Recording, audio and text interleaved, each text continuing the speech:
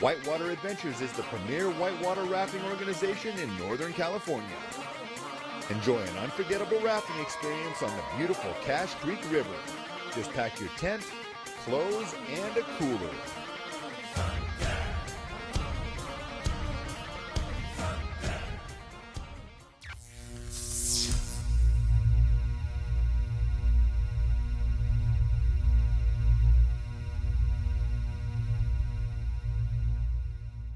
Third one will definitely strike a lot more curiosity and attention, not just the neighborhood, the city, California, but it'll be interesting to a lot of people that are involved in the scene that I've been involved with for a long time.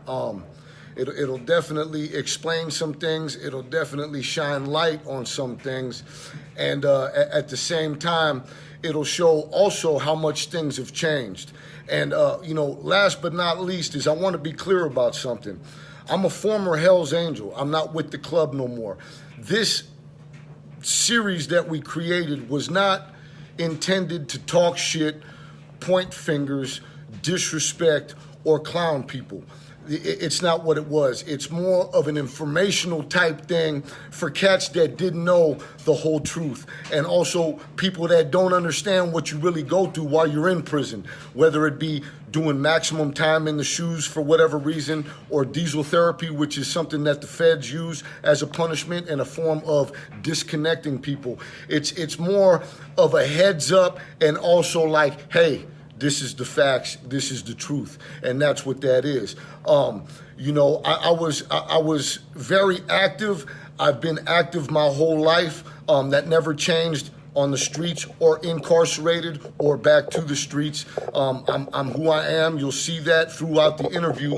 I had a personal falling out with individuals in my club, in my charter.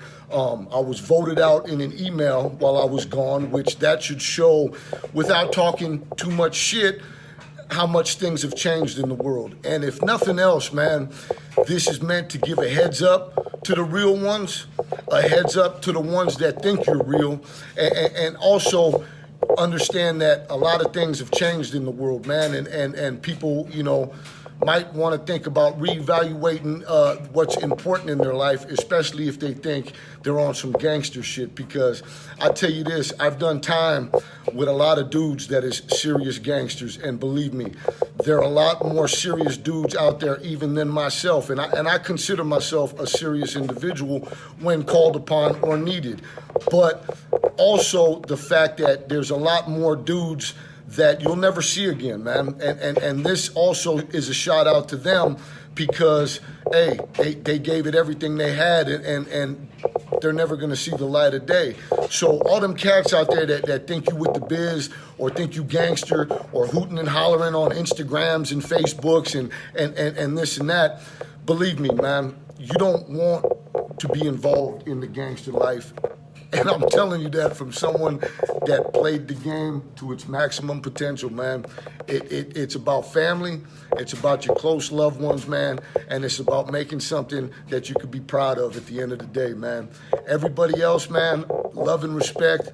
There's dudes I got mad love and respect for that is in my former club that I have no doubt they have the same love and respect for me, but, things are things, ways were parted, and it is what it is. But this is my story, or at least a lighter version of it. My disclaimer is I will not interview child molesters. I will not interview fucking pedophiles or rapists. I will not interview state or federal informants.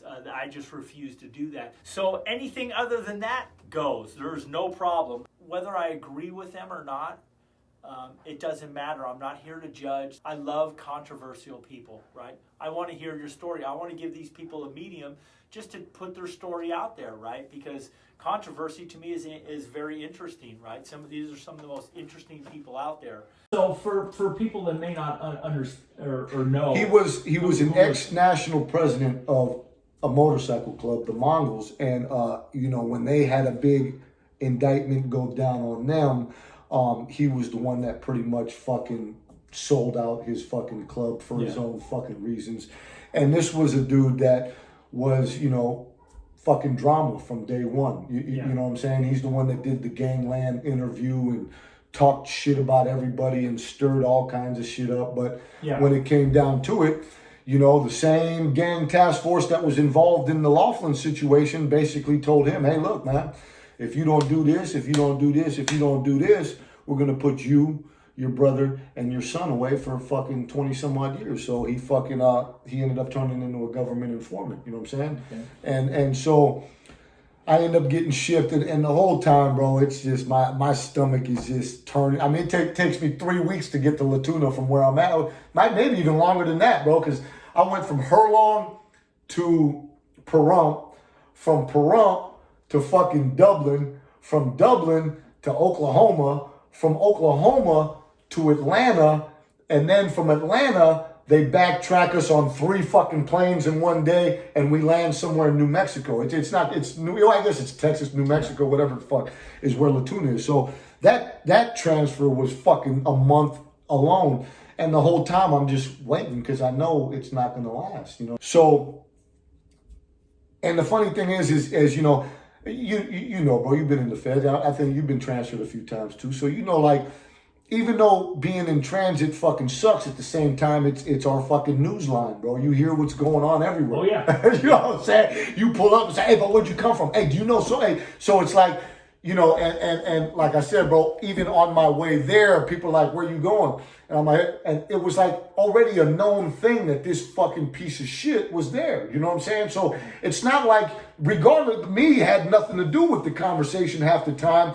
It was like, hey, where you going? Hey, do you know that fucking dude? But there was people that didn't even know I was involved with a motorcycle club that was like, yeah, man, that fucking rat dude is down there and they're fucking hanging there, letting that dude hang out. Yeah. And so that was for a whole month. I'm fucking hearing that this dude is just there and he's being allowed to walk and he's fucking got a gambling ticket and doing, and I'm like, it blew my mind. But that's a low for you, man. So it's kind of funny, man, because when I land and we were waiting on the plane, and sometimes they got people that are getting ready to get off the plane and people getting on the plane, and you know, that's how the fucking, you know, Con Air works. Well, there was dudes that got off one side of the plane, so the one side of the plane had some vacancies, I guess you could say. And then this dude comes up, and I look, and he had a tattoo, and I look, and it was a bandito, right? And he pulls up, and he sits a couple rows back. And you know, the marshals on them planes, bro, they don't want you talking or nothing, right? Oh, yeah. So I'm looking back at dude, right? And you know, I try to get kind of eye contact with him, and he looks at me. I go, hey, homie. I go, you bandito? And he's like, yeah. I said, where'd you come from? He goes, Latuna. And I says, hey, man.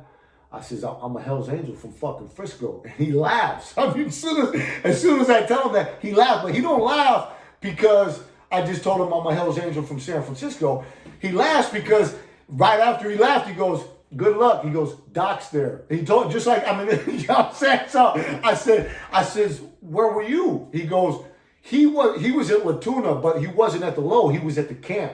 Yeah. And he got busted with a phone or whatever, so that he was in the hole. And he was actually trying to fucking get to the low, but they were like, they didn't even want him there because, you know, some of them lows, if you're at a camp already, they don't want you going to the low because they think you're going to mastermind whatever the fuck. You know, I mean, they just don't want you there. So anyway, he laughs. He tells me, yeah, good luck. Fucking Doc's there. So I'm just like, and I was like, what about the Southsiders?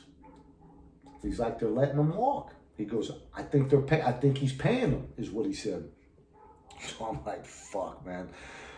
So I show up, bro, and it was like, you know, I mean, here's the thing, bro. You know, SIS and the correct, they know who's coming, bro. And they got a small little circle when it comes to prison. So I knew, and like I said, bro, you call me paranoid, you call me what you want, but I'll tell you right now, bro, there's no doubt in my mind that this was something that was calculated at some point to put me in that situation, because when that bus pulled up, bro, I swear to God, every motherfucker that worked at that prison, bro, whether it be correctional officer, counselor, medical, They were all taking a cigarette break when that fucking bus pulled up, bro. There was like 30 fucking people outside of that bus, right? And at first, when you pull up on a bus, and I've been transferred all over the fucking place, when you pull up, they got their little arrival fucking staff. Yeah. What, 4 or 5 fucking cops and a medical? Well, Sure. I'm telling you right now, bro. It looked like a baseball game was getting ready to take place, bro. Yeah. It was just, and I come off that fucking bus, bro, and it was like they're paying attention to nobody until I get off the bus, and you see the whispers, and you see this, and all this, and I'm just like, okay, they know who I am, and they know Doc's here. You know what I'm saying? So fucking we go through the whole fucking thing, and I'm waiting because I've been to a couple places at this point, and I've gone through the same little arraignment with SIS as every place. They pull you in the fucking office. Hey, you touch our sex offenders. If you do this, if you do that, you're fucking. This place they did do. SIS did not pull me in the room, so that was even weird to me. You know what I'm saying? The fact that they didn't go, we got Doc here. None of that, bro. It was like, hey, let him go. You know what I'm saying? So it was definitely already fucking on their radar, no doubt, and they definitely wanted to see how it played out. But not only that though, but the way it took place also started getting my brain working on how to deal with it, bro. Because obviously, in my head, bro, the feeling towards this dude is I want to kill this motherfucker. You know what I'm saying? But then the thought is this, bro, is everybody knows what my thought is. And they're probably actually expecting this. You know what I'm saying? So I'm thinking I'm just gonna smash the fuck out of this dude. You know what I'm saying? And because I don't give a fuck, bro. One thing I promised somebody before we went in, and it was because I've had lost people, that I cared about, and I'd been shot. It's just that club. I'm not doing time with that club, bro. I'm not playing no games when it comes to that club, and that's just that's my personal feeling on the situation. So, like I said, so when I finally get sent into my, they do the whole little medical thing and all that shit. We get sent into the unit. We get in the unit. As soon as I walk in the unit, some dude pulls up and he thinks he's the shot caller of the unit, right? So he comes up to me. He's like, hey, what's up, homeboy? Hey, where you from? Whoop. Threw this dude for a loop. I go, hey, bro, where's Doc? Huh? Hey, bro, I'm a Hell's Angel from Frisco. Where's Doc? Dude, just his whole little "where you from" shit went out the fucking window. He's like, hey, dude in the back, Swamp Man. He knows motorcycle stuff. Go talk to him. And dude burned off. You know what I'm saying? So long story short, man, I find out where dude is. I get the situation, and it just basically seems that because there wasn't no powers that be above the group that was allowing him to walk, they were basically making up their own politics at the time of what was cool and what wasn't cool. Yeah. You know what I'm saying? Which wasn't cool. You know what I'm saying? But so the next day, I meet a couple dudes, and it was just, I was just biting at the bit, bro. I just need to see this dude, and I'm smashing him. You know what I'm saying? So the next day, I go to breakfast. I'm looking. I guess dude didn't even go to breakfast the next day, because as soon as I get there, and I think, you could tell, bro, people were like passing messages the minute I fucking walked into the unit. You know what I'm saying? So when I go to breakfast, I'm looking for this dude. I don't see him. A couple white dudes hollered at me, and there was this one dude that was in Hurlong, right? He was at the Medium over there, and he looked at me and he's like, gives me a little. This later on, this ends up being my ace deuce, right? So obviously you could see the whole fucking chow hall is staring at me. So it didn't take long for the whole prison to know who I was, and obviously who I was looking for. You know what I'm saying? So as I'm walking out of the chow hall, there was this dude, and I mean, whatever, bro. I understand there's, even on these lower levels, people seem to think that they need to hold the peace for, ours or whatever. You know what I'm saying? Yeah. So there was this dude that was like, hey, you JP? And I'm like, yeah. He goes, hey, bro, will you come to yard? He goes, I need to holler at you. So I said, hey, bro, Mando, I'll be out there, homeboy. I go, what time? He goes, well, they let us loose at 11. I says, all right, I'll be out there. He goes, well, I really need to talk to you. And I'm like, cool, no problem. So I already know what's up, bro. And I go to yard, And here's the funny thing, bro. It's the first time I see Doc. The last time I seen this dude, bro, was in Laughlin. You know what I'm saying? And Laughlin, he was a big fucking, obviously the dude was maybe, working out, whatever. He was a big dude in Laughlin. And Latuna, bro, he didn't look like that no more, bro. He was a little fucking, thinner, a little hunched over, a little sucked in, you know what I'm saying? But it was him, you know what I'm saying? So, in the feds, because it's not just California, on the topic of who we run with and who we hang out with, well, because you have cliques from all over the United States, you got certain cliques that hang out with certain cliques. Well, when I pull up, you had, as soon as I walk out to the yard, there was like 75 Mexican dudes piled up, and Doc is sitting in the middle of all these dudes, right? At a table. So as soon as I come out, and here's the thing, bro, is all the Mexican dudes didn't have no hostility. You could tell they were curious. They're looking at me, they're doing this, but there was no hostility. And you would think that Doc, I got a different opinion on how he could have handled his situation, but I think, like I said, when you know you're right about something and you know you're wrong about something, there's a different mentality of how you carry yourself. You know what I'm saying?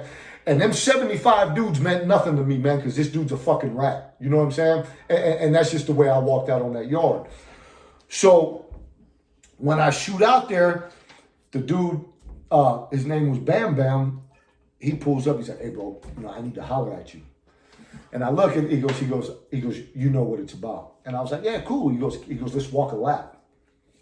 So we start walking a lap, and I'm looking at this dude. And like I said, bro, there was you don't want one white dude and 75 Mexicans from 3 different cliques, bro. Southsiders, New Mexico, and Arizona, all piled up. So I start walking the lap, and these dudes are just like, whatever, you know what I'm saying? And we're walking, and he's like, so what's going on? And I was like, what's going on? He goes, hey, look, bro, he goes, I'm not trying to be no shot caller. He goes, but I speak for us on this yard, and I can't get all these fucking white dudes in a fucking wreck over one situation. I said, check this out, bro.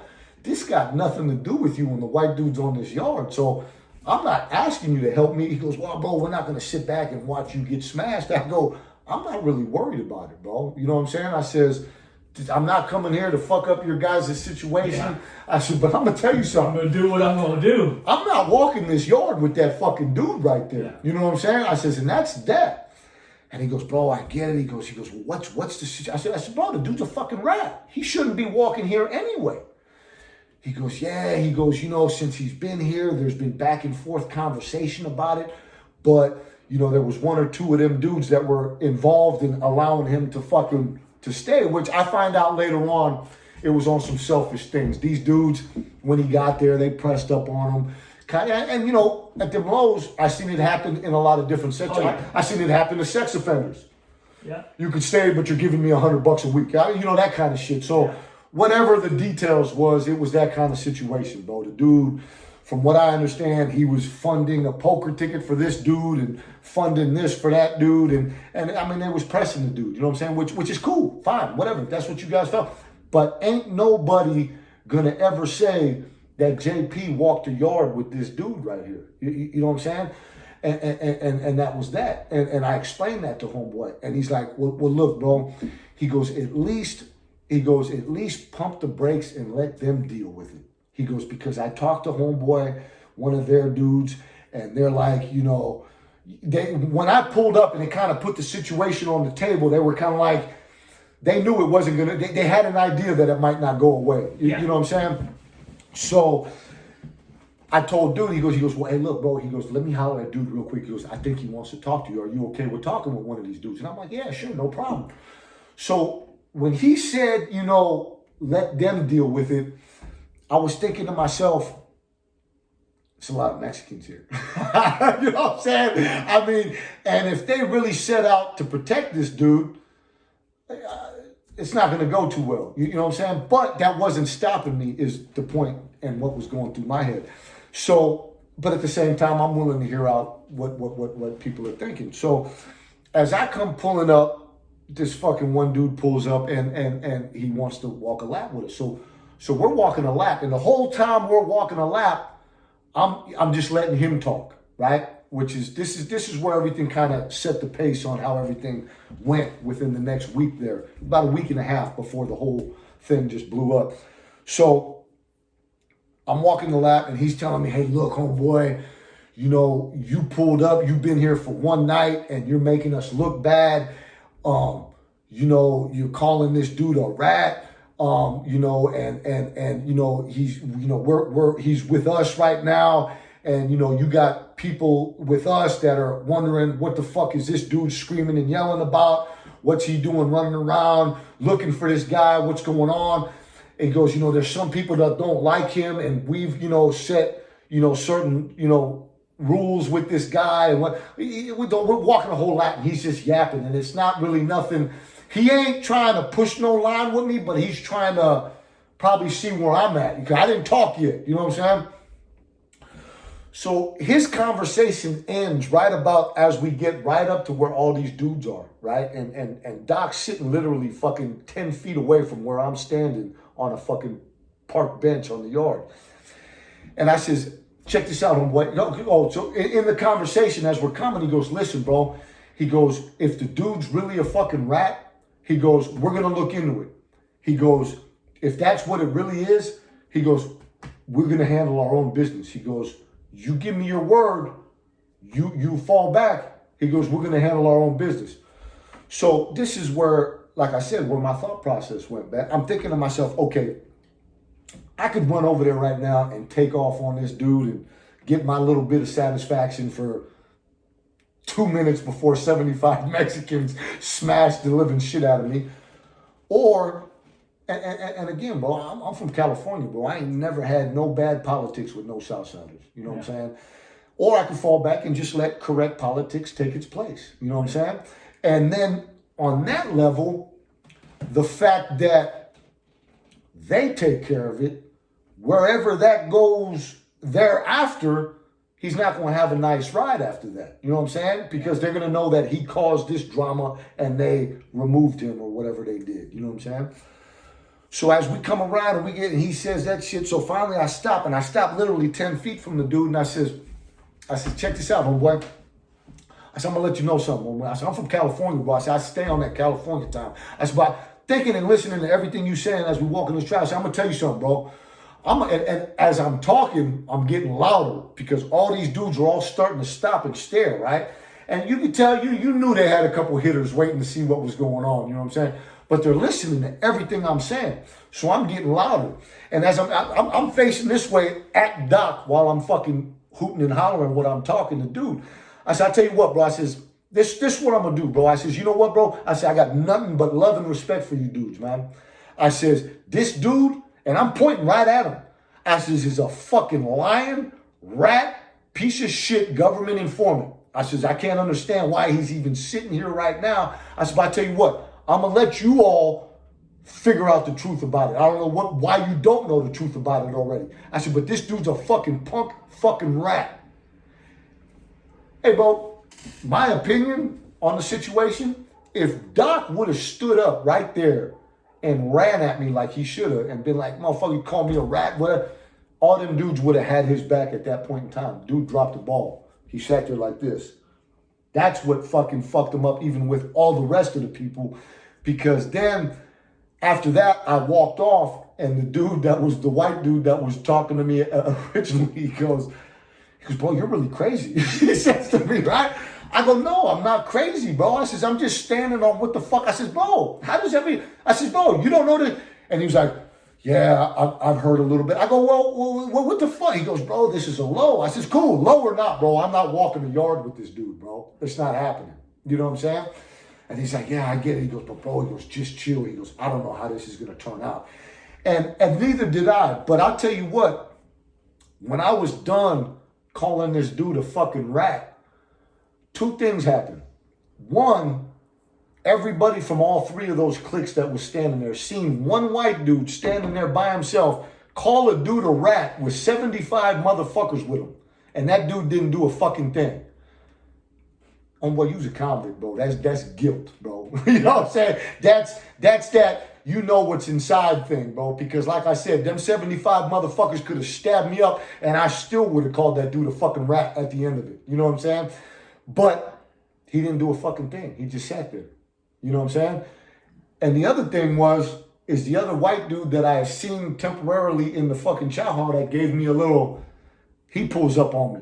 He's like, what's up, man? My name's Jay, bro. I'm from Oregon. I'm like, what's up? And I'm like, and you gotta understand, bro, I'm not trying to meet nobody. Even this other white dude that was speaking for the whites, I was kind of in my feelings with the way that dude approached me, which, like I said, bro, my thing is this, bro, whatever decision I make, homeboy, I make it on my own. I've always been like that, bro. And sometimes it fucking brings the crowd with me. Sometimes it leaves me by myself, but I still make my decision by myself, bro. And I ain't shy to tell a motherfucker, hey, bro, you guys don't even trip, bro. This is what I'm doing, homie. You know what I'm saying? And don't worry about me, bro. I'll worry about whatever. You know what I'm saying? And that's how that was.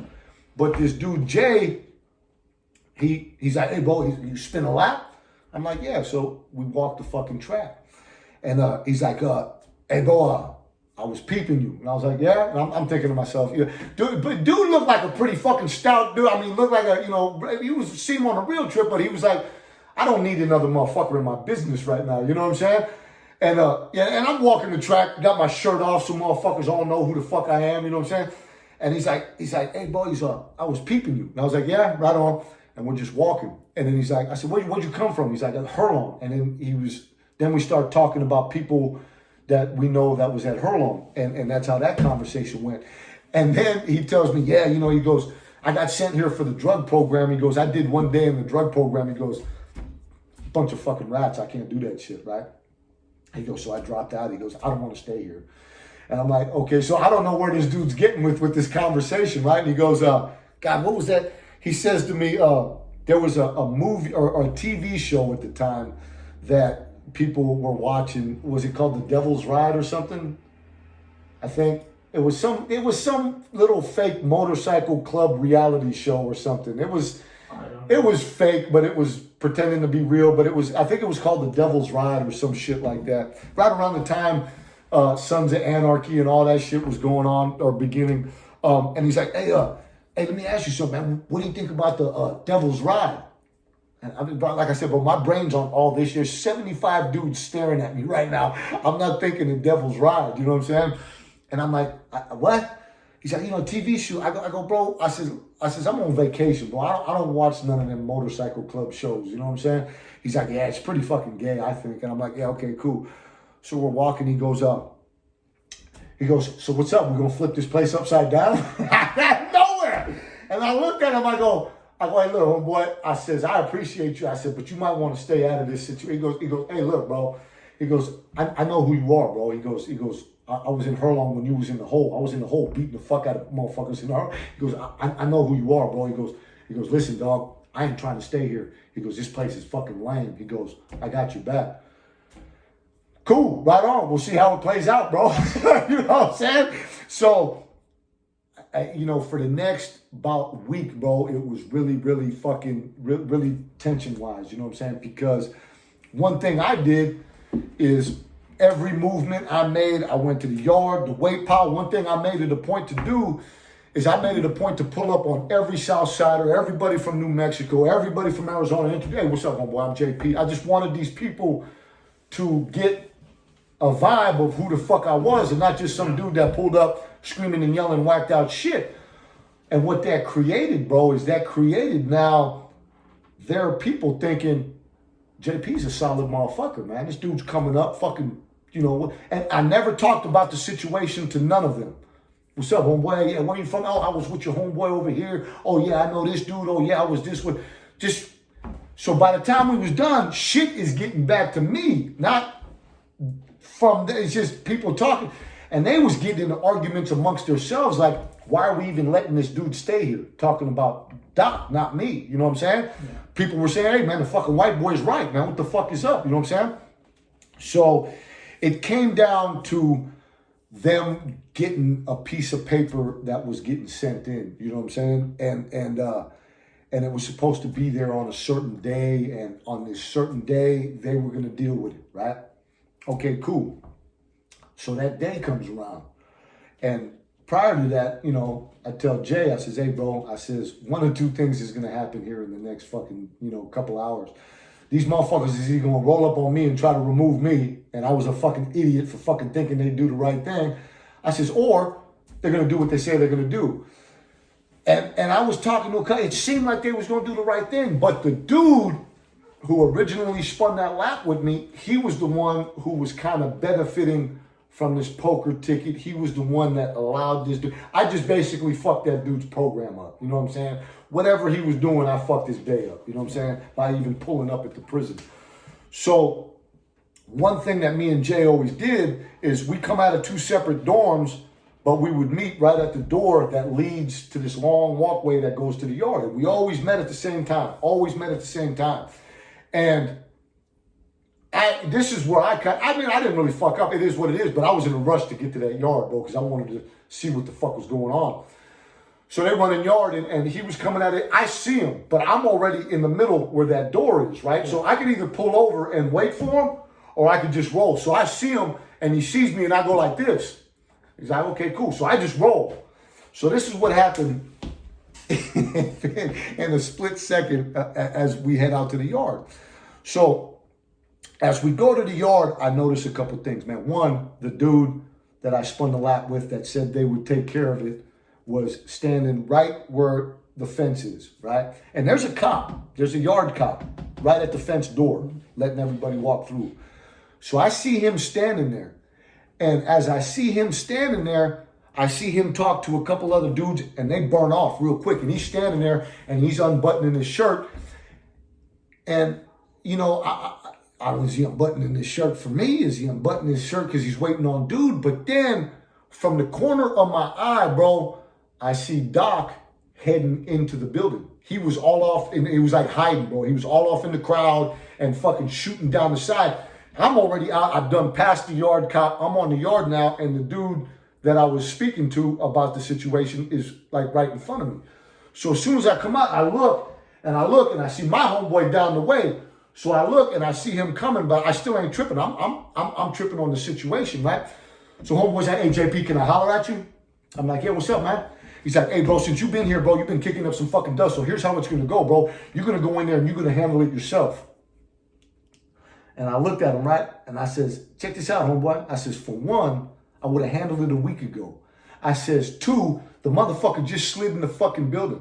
I says, three, homeboy, you've been dragging this fucking shit on because you the one who's fucking benefiting from this fucking rat being here.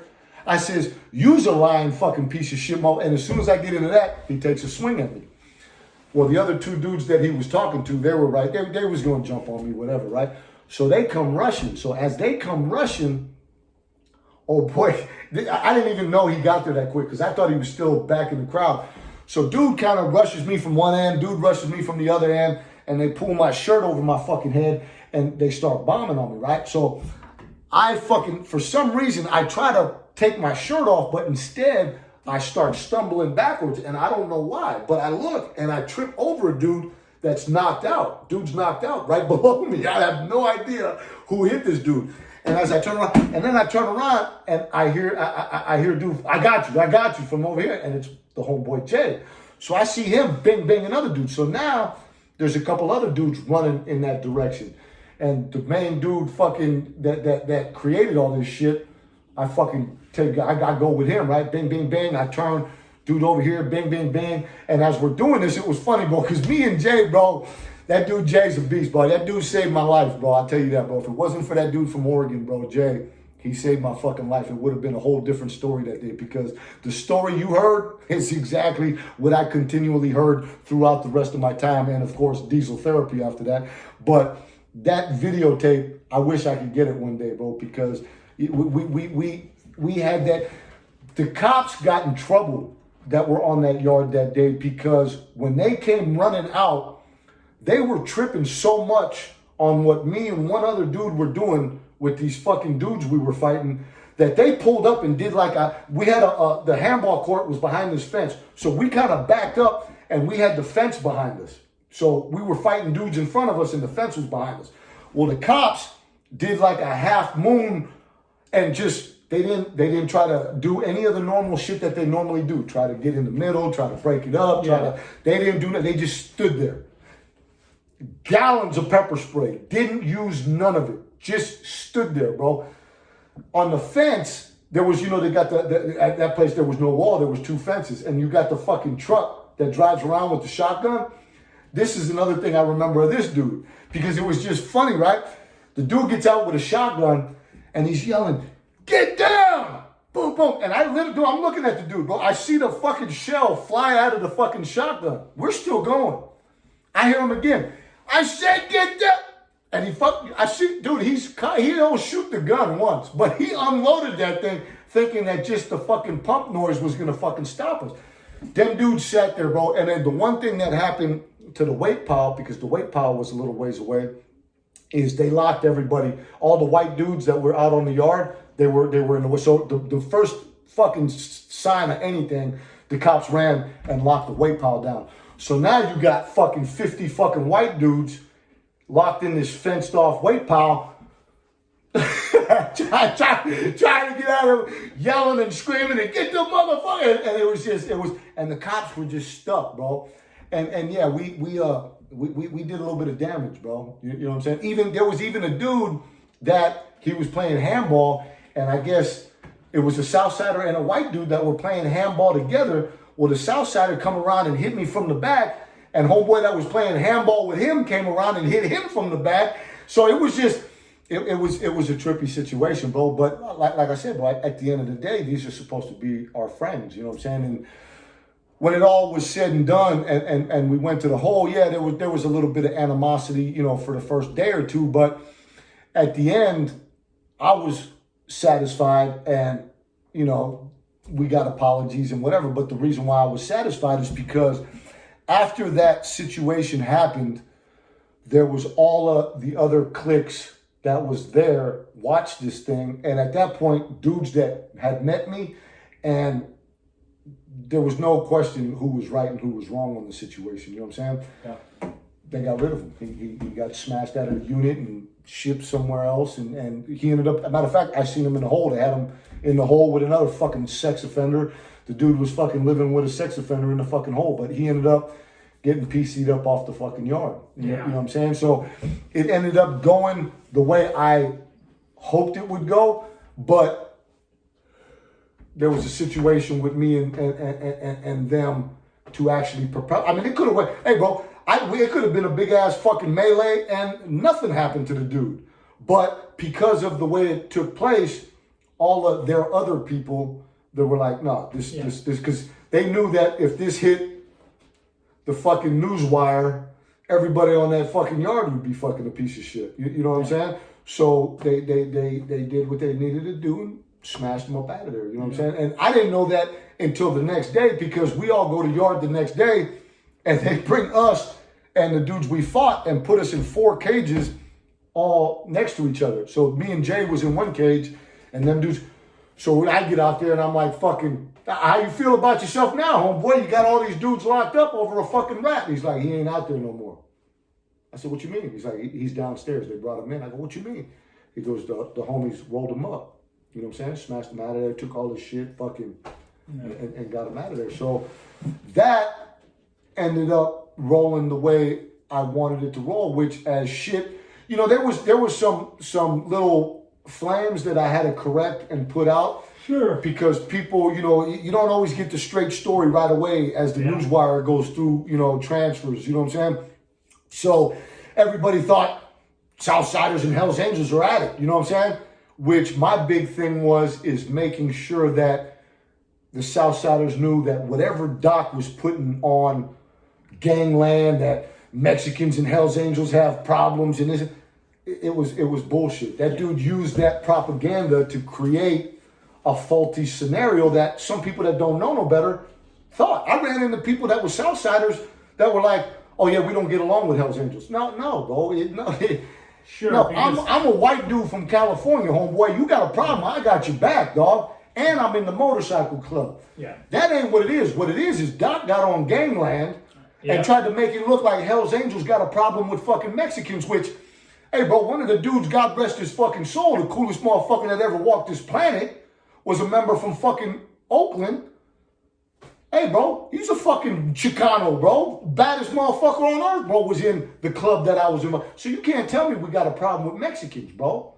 You know what I'm saying? Yeah. I mean, it's just, that's what he used. He had his platform, and he used that platform to focus everything on these dudes that they don't like Mexicans, which I spent fucking the whole time I was incarcerated, especially after that situation. Bro, I hit every motherfucking yard and made sure that for me, it was easy because I programmed with Southsiders. Yeah. So it was easy for me to hit the yard and do that California thing anyway. And that gave me the platform to correct whatever. And you know, you had some dudes that was like, oh man, fuck them dudes. I don't give a fuck. You know, they're picking up dropouts and they're doing this and they're doing that. These are Southsiders saying this. And you had some Southsiders that was like, oh, we don't get along. You guys got a problem with us. No, homeboy. No, that was Doc trying to fucking get every Mexican in Southern California on the bandwagon against another motorcycle club, which wasn't the case. But when I spent, you know, it's the funny thing is motherfuckers don't understand it.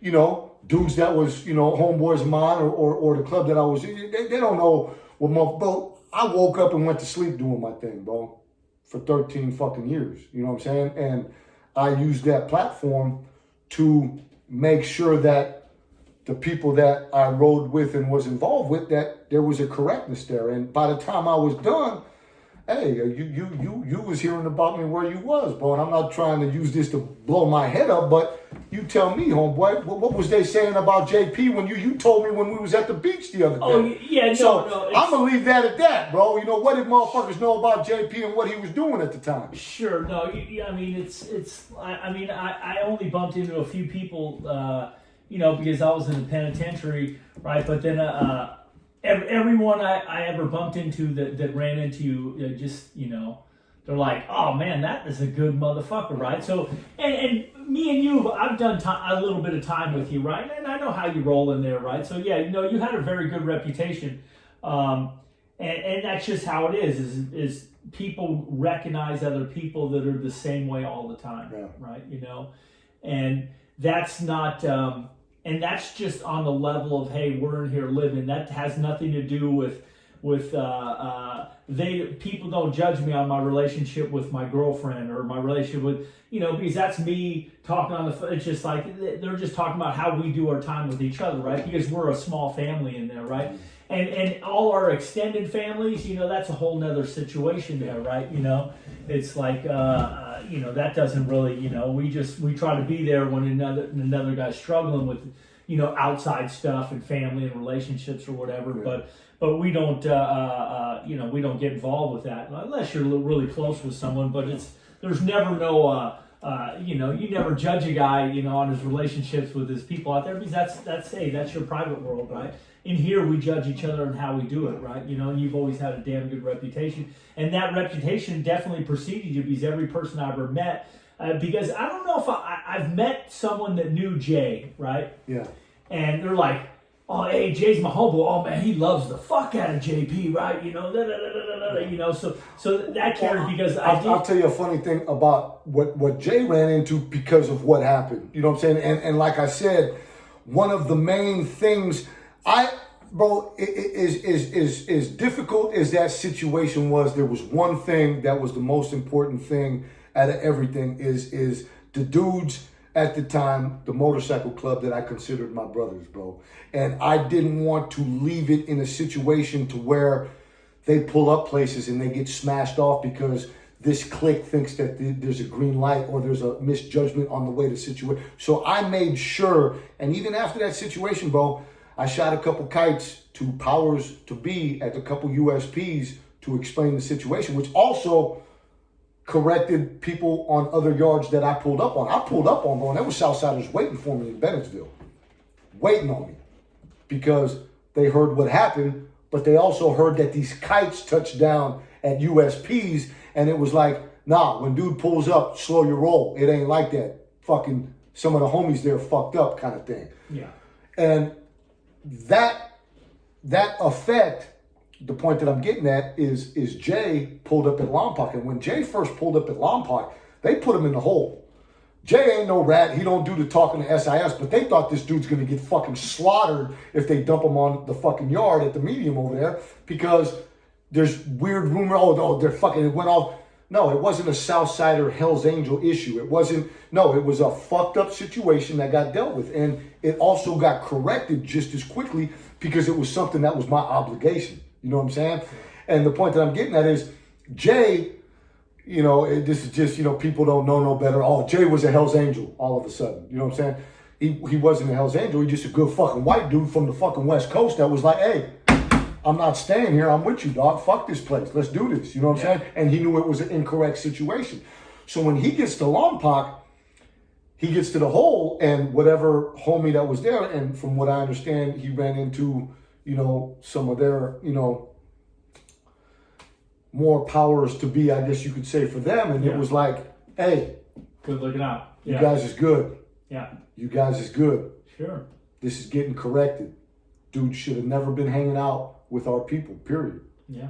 And that's that. And it's just the way it played out. And then I started getting letters from Jay going, bro, these dudes, it was like the way, same thing like with me, bro. Like when I got to Bennettsville, I'm thinking, I got to explain this real quick. You know what I'm saying? I hope, because like I said, I sent 2 or 3 kites to a couple USPs because I knew from Pelican Bay who was at these USPs. I mean, you got to understand, this is a lifelong relationship and knowledge of who to reach out to. So I shot a couple kites letting people know, hey, look, man, this ain't a Hell's Angel Sereno fucking thing. You know what I'm saying? This was JP and Doc landed on the fucking same fucking yard, and it didn't go right for a minute. You know what I'm saying? Shit's gonna get handled. And that's how that played out. So as much as it could have fucking, like I said, my efforts and what I did spread like wildfire. You know the goddamn fucking wire, bro, how quick that motherfucker taps out to fucking people. You know what I'm saying? And by the time I got to Bennettsville, they had already heard a story, and they weren't told to fuck me up. The little story they heard was, hey, when dude gets there, let us know. They reached out to a couple pens because they didn't know where I was going. They didn't know if I was going to a USP. I ended up at a medium high. The Bennettsville was the place I went to. So when I got there, they were already waiting on me. The thing that worked out even better, though, besides the fact that I find out later on that they was told, hold on, it ain't what everybody's hearing. It ain't how it is. There's some incorrect shit here. So when we pull up at night, and there's a dude named Toker, the dude who I ended up in the hole with him. We were sellies because there was no white dudes on the East Coast that could sell up with me because they didn't know how to do no California time. So I spent some time in the hole, sold up with a Southsider. You know what I'm saying? Yeah. And but that was after I got locked up there on that diesel therapy shit, bro. But when I pull up, I hear someone banging on the window. I'm looking, and I'm going to his cell, and I'm looking. And he's like, hey, it's me. And I'm looking, and it's this dude, Toker. I'm like, hey, I got to talk to you in the morning. He goes, I know. And he goes like this to me. He used to always do like this, you know? And he goes like this to me. So the next morning, the doors pop, and I'm not going to lie, I had something about like this big cheek, you know what I'm saying? Yeah. And I was just like, I don't know how this is going to turn out. It's a medium, bro. You know, the low, the reason why I didn't stab or do anything at that low when it came to Doc is because, dude, it was pre-range, bro.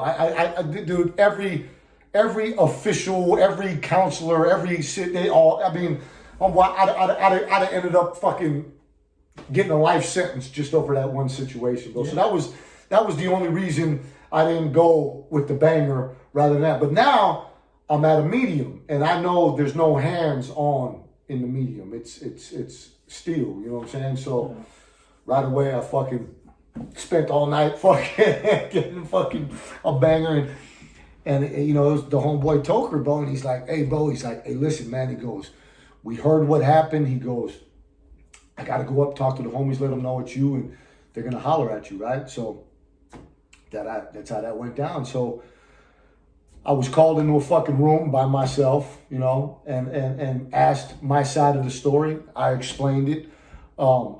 And, all they knew was wait, you know what I'm saying? So He's like, look, bro, he's like, I hope what you're saying is the way it is. He goes, because you know what time it is if it ain't. And I'm looking around. I got one dude's over here got a fucking 13 tattooed on his fucking face. You know what I'm saying? I'm looking around and I'm like, bro, I'm not going to walk into this room with fucking 4 of you dudes by myself and fucking sell you a fucking goddamn bullshit story. You know what I'm saying? If I'm wrong. I know what time it is, bro. You know what I'm saying? I'm telling you how it went. You know what I'm saying?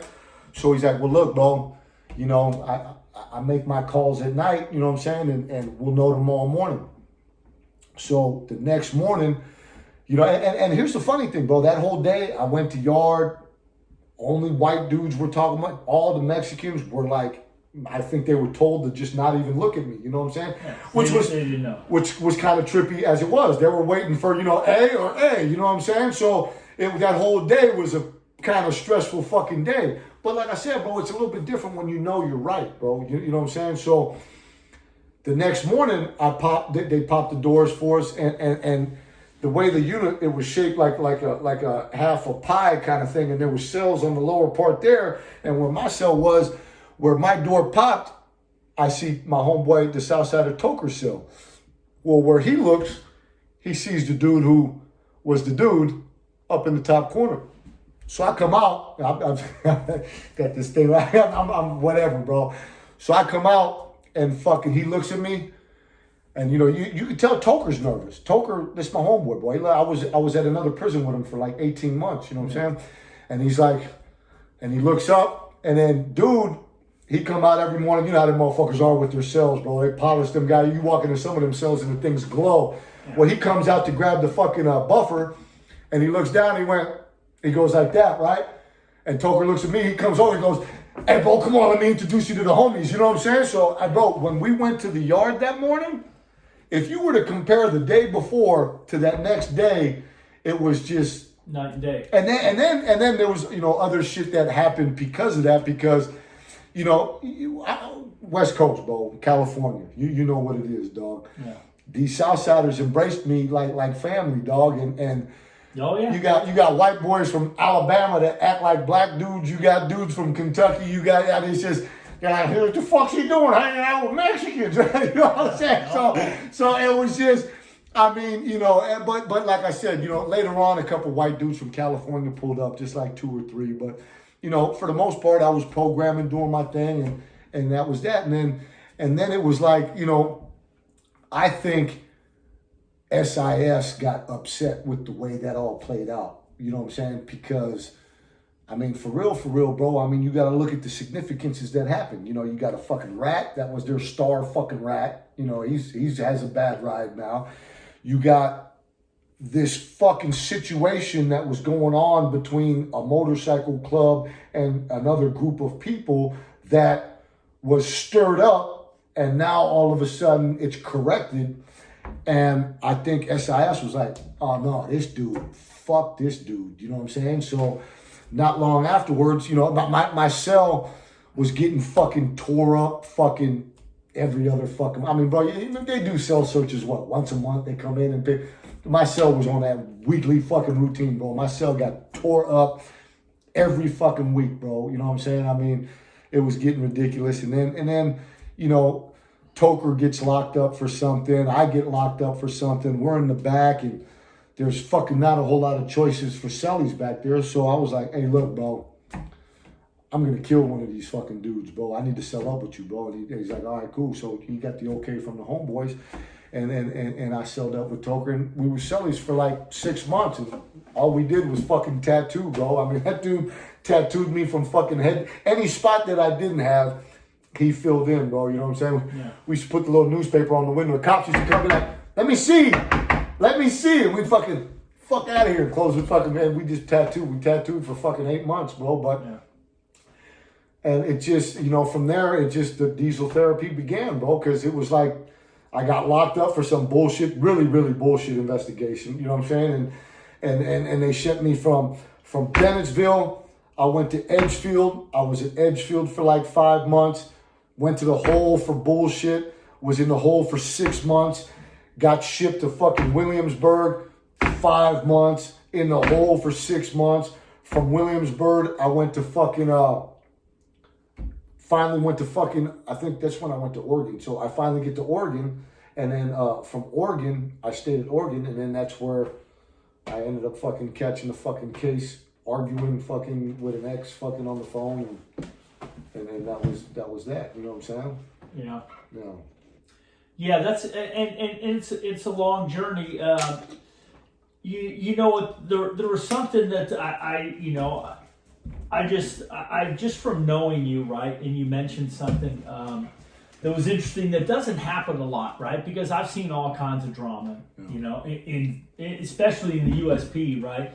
And if when you lose the popularity contest, you know, your own people turn on you, right? You know, and I saw it, and especially with my friend Harry, who's in the hole right now, who never, you know, who just has bad luck, but he's a great guy, he's solid as a motherfucker, right? And I love him, right? You know, but they put him on the bad news list, right?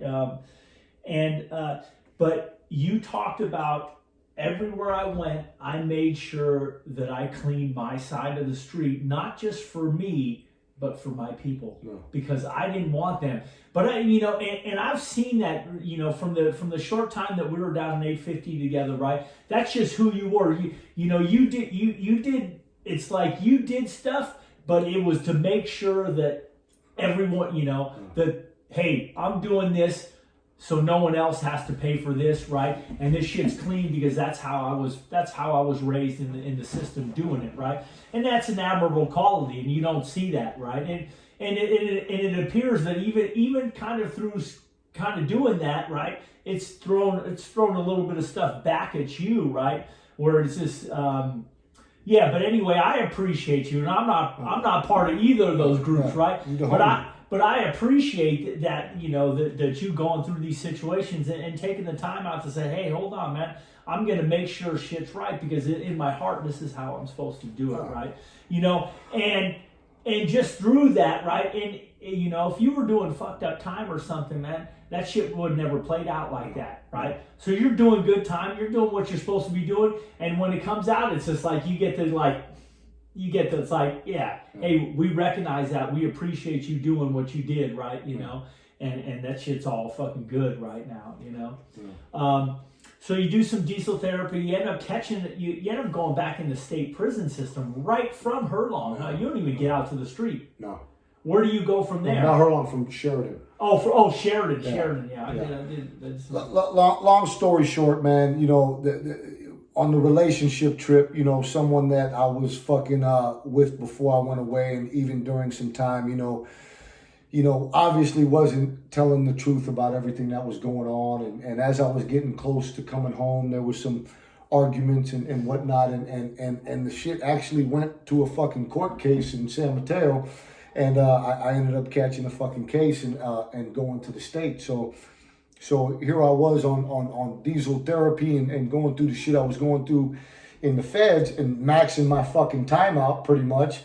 To now, I did fucking a year fighting a case that was fucking ridiculous at a San Mateo, and then I end up in the fucking state for some time. And then I got out for a couple of days, and some faulty shit happened, and I went back to the fucking state and maxed out that as well. You know what I'm saying? So,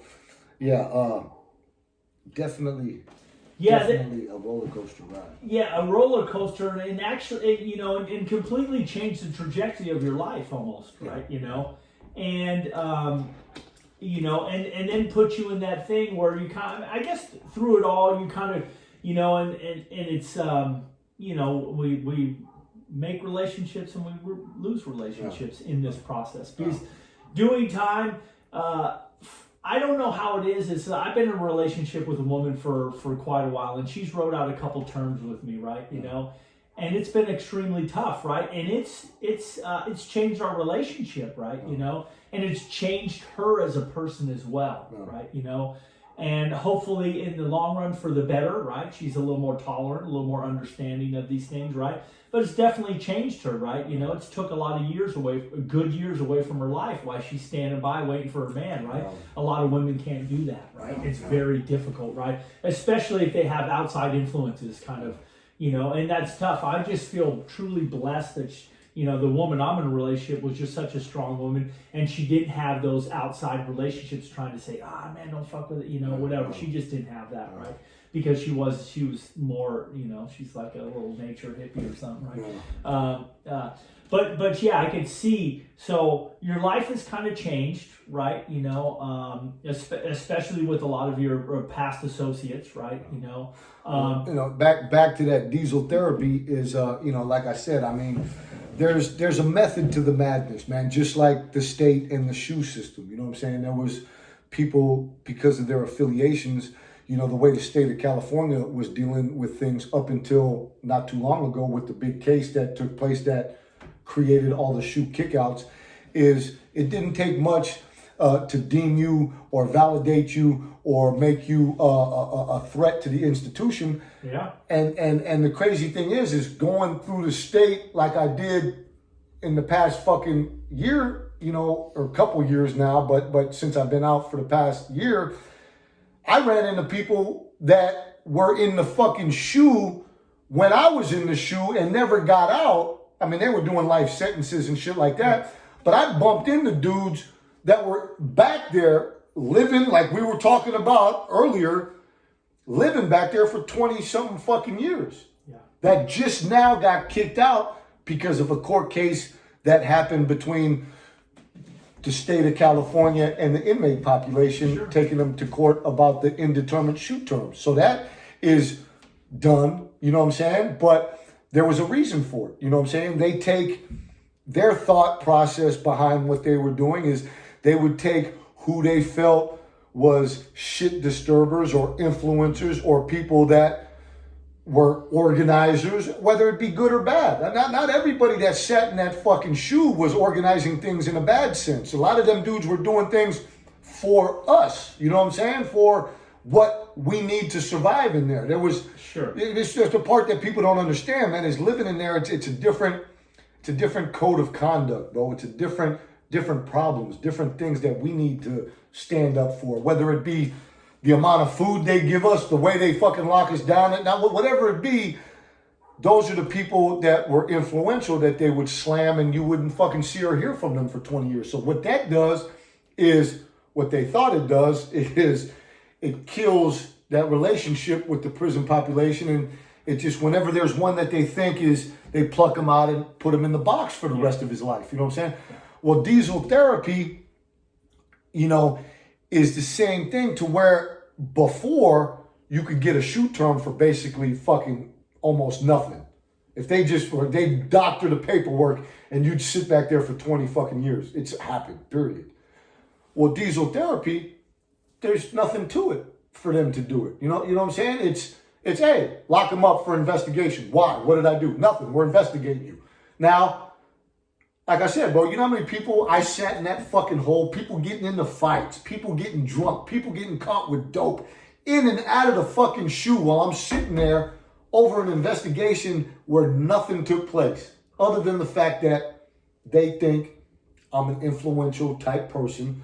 Obviously, they have their thought process on all this fucking shit that transpired, and they're like, we gotta end this dude's relationships. We gotta end this dude's communications. To where, to me, I'm doing what I'm doing because I'm thinking of saving my brother's lives. I'm thinking of the shit that needs to be corrected. I'm thinking of all this different shit, and that's why I'm doing what I'm doing, which to me, that makes sense.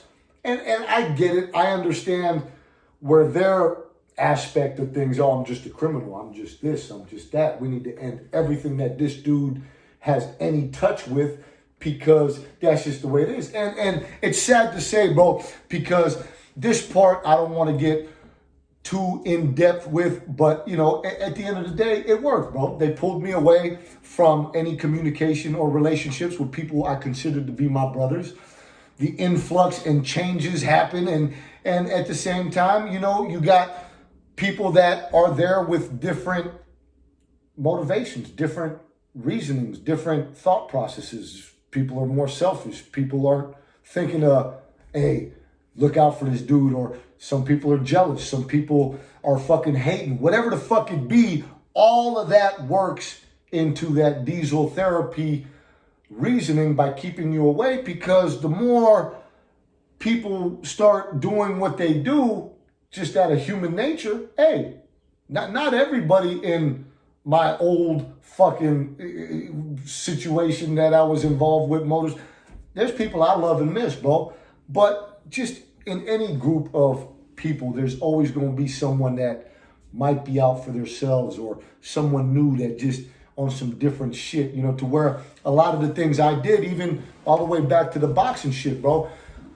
Bro, my last fight, I did that last fight after fucking a homeboy passed away, and my brain was not there at all. Bro, that bell rang, and I walked out in that ring, and the first thing went through my head is, I should not be here right now. But to me, it wasn't about that. To me, it was about bringing all these people together and letting motherfuckers know, hey, this is what we do, bro. We keep going no matter what. We keep going, and this is who the fuck it's for. You know what I'm saying? And that's that. And there's not a lot of people cut like that. To where my big mistake in some of the things I did before I went away is thinking that everybody I was including in what I was doing had the same thought process. That this is what it's for. This is what it's supposed to be. This is the morals and values. And really, at the end of the day, once you don't know how a motherfucker's gonna drive until you hand them the steering wheel. You know what I'm saying? So when you actually hand that steering wheel, hey, bro, you're just assuming because you did all this solid shit for a motherfucker that when you hand that steering wheel, he gonna be like, hey, bro, I got you. It's cool. No, some motherfuckers go, ha, yeah. And that's what happens when you're pulled completely out of the picture. And that's what that diesel therapy does. So yes, I'm no longer with the motorcycle club that I was with, and a lot of it has to do with exactly what I just explained.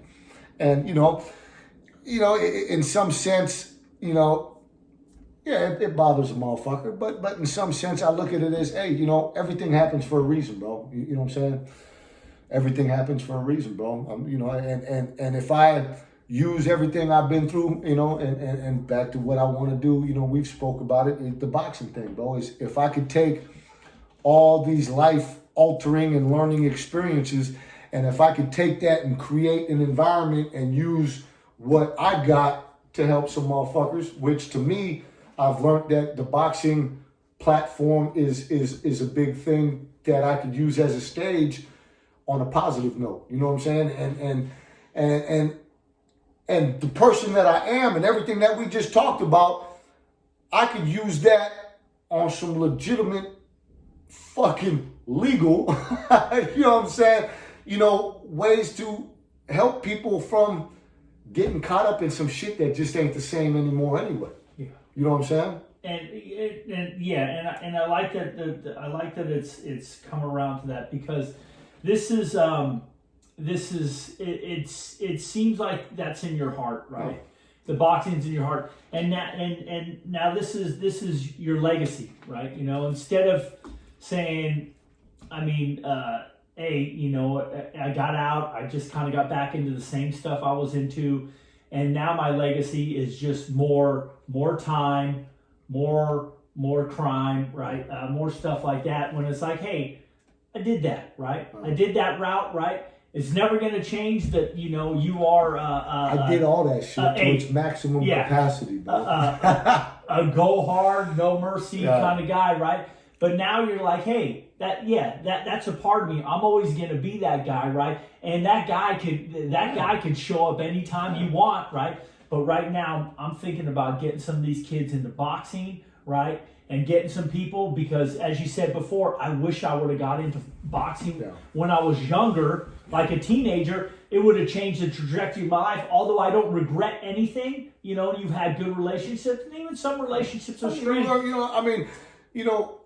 I wouldn't change a fucking thing, bro. I really wouldn't. Yeah, because no matter what, how everything played out thus far, because you know, at the end of the day, you know, who you are today, bro, is because of what happened yesterday, the week before, the month before, the year before. And like I said, man, it's, yeah, you know, we talking about legacies and shit like that. And yeah, I'm definitely focused on creating what I want to create, and the format and platform and stage that I want to use and create, if all that shit wasn't in my background, the good and the bad, I wouldn't be able to stand in front of a kid or a dude or a chick that wanted to get involved in this fight club or be a part of getting involved in the fight club just to help some other kids or whatever the fuck. I wouldn't be able to hit that with as much momentum and meaning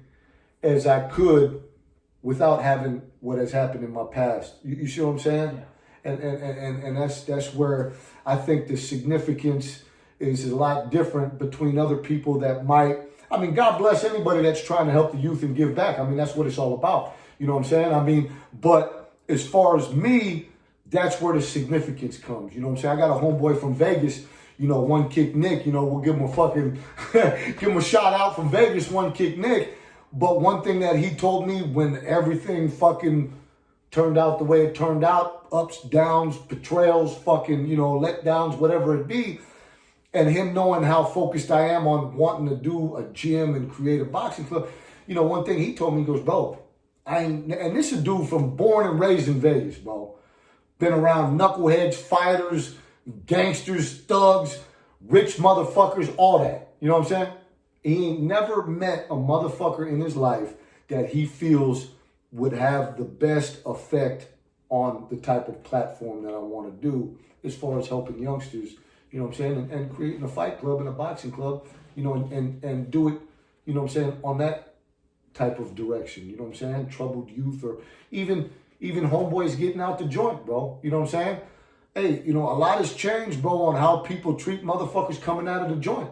You know what I'm saying? Even dudes that I thought was my homeboys, bro. It's like motherfuckers ain't never been to the joint. So everything we talked about in this whole fucking thing, motherfuckers ain't got a clue, bro, because they ain't never been nowhere. I mean, and even watching this, I have no doubt there might be a couple people pissed off. There might be a couple people that go, oh, whoa, I didn't know all that.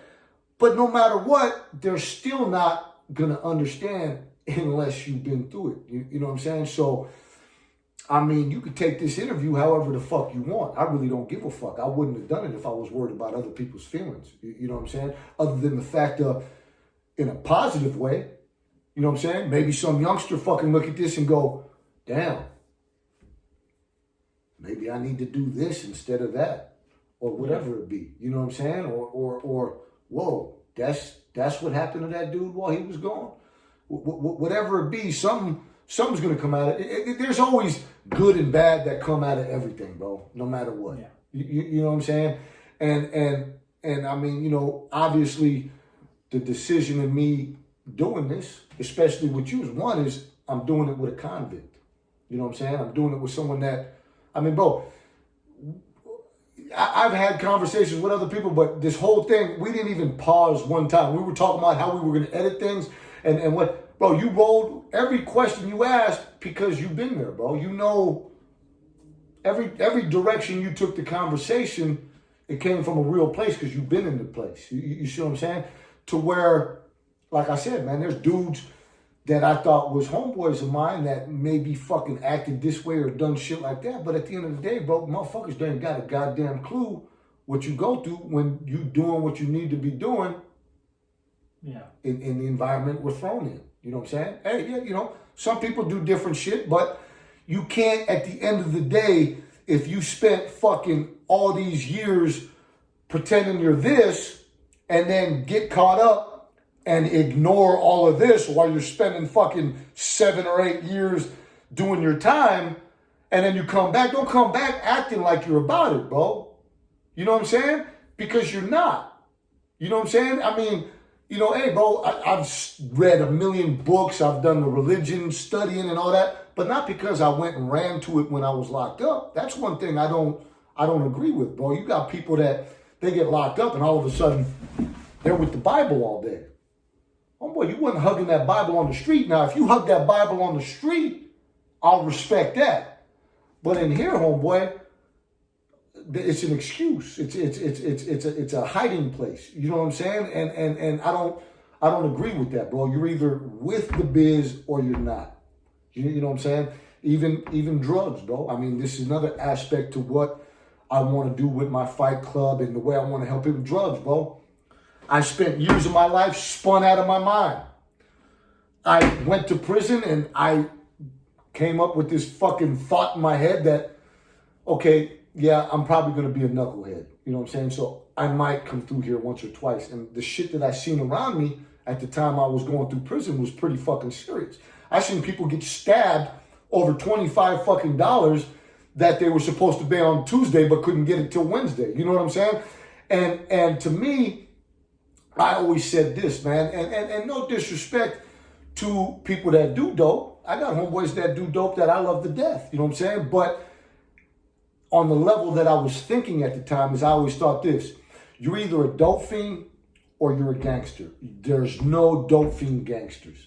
And there's more aspect to that than just, oh, is he talking shit about motherfuckers that do dope? I do. No, it ain't that, bro. It's, if you really trying to be about something, bro, you can't do it sweating profusely and fucking spun the fuck out. Ain't nobody gonna take you, you know what I'm saying? And just, oh, okay, he's on a good one. You know what I'm saying? So, like I said, there was a lot of things that happened. Going to prison was good for me at that time because it woke me up to the drug situation. It would have been different if I was a fucking dope fiend. Who knows where that would have fucking took me in the prison system. You know what I'm saying? But like I said, without all the things I went through, I wouldn't be and where I am right now. So yeah, I wouldn't change a fucking thing. You know what I'm saying? Because as far as if I'm able to create what I want to create, then that's going to be the legacy and where it came from. Yeah. This fucking knucklehead motherfucker went through all of this shit and came home and made it positive, bro. And actually maybe helped a couple motherfuckers out.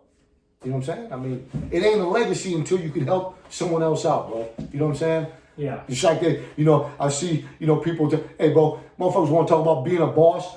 I seen a comment, you ain't a boss until you help someone else make something for themselves. You know what I'm saying? That's boss, bro. You got motherfuckers that only look out for themselves. That ain't boss, bro. That's selfish.